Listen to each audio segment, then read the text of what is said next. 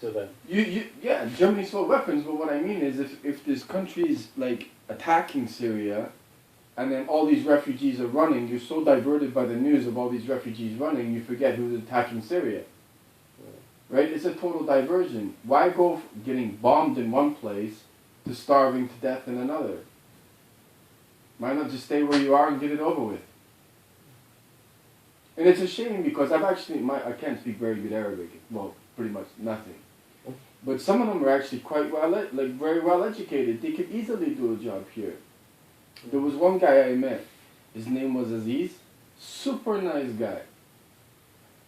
And the worst part was, one of these Be Welcome teachers, he actually said, I have a kid who's Syrian in my class, and he gets obliterated, mocked, laughed at, spat on, all the other teachers, and he said it's difficult for me to watch because he's actually very clever.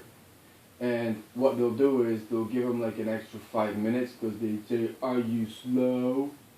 And he said he's probably one of the brightest kids in the class.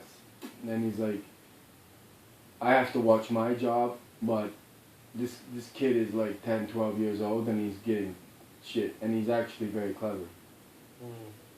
So, it's just... That's a hot topic for me as well, so it's just, Yeah. it's a human life. You know what I mean? Everyone should stand a chance. If you commit a crime, fine. But if you're forced into committing a crime, what else are they supposed to do?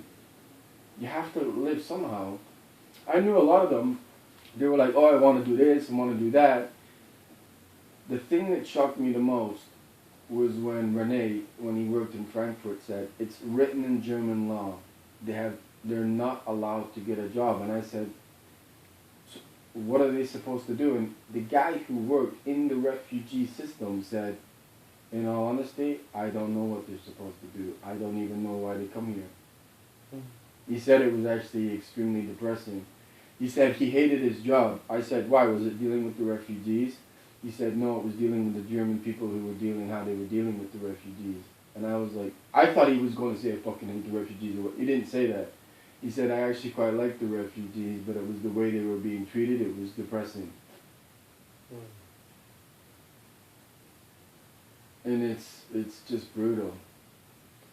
Yeah, it's frustrating. And I've heard bad things in France as well. Like, it's not frustrating. It's just these poor bastards are gonna die, right? They've obviously traveled thousands of miles for sanctuary when they had no chance in the first place.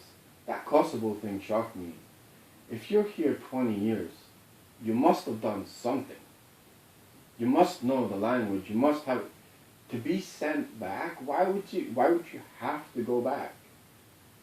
Because I always thought, like, in Canada, if you've stayed in Canada, there's like 5, 6 years or whatever, you can apply for citizenship, right? 20 years is a long time. Right? It's like a quarter of someone's life.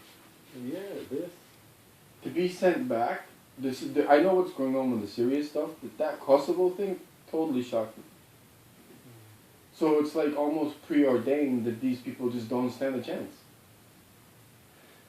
Which then that's what pisses me off about Merkel, because everyone here is pissed off about Merkel. but you know, the thing is, what will happen is, right, because there's information overload, every 4 or 5 years, people can't remember last year. I guarantee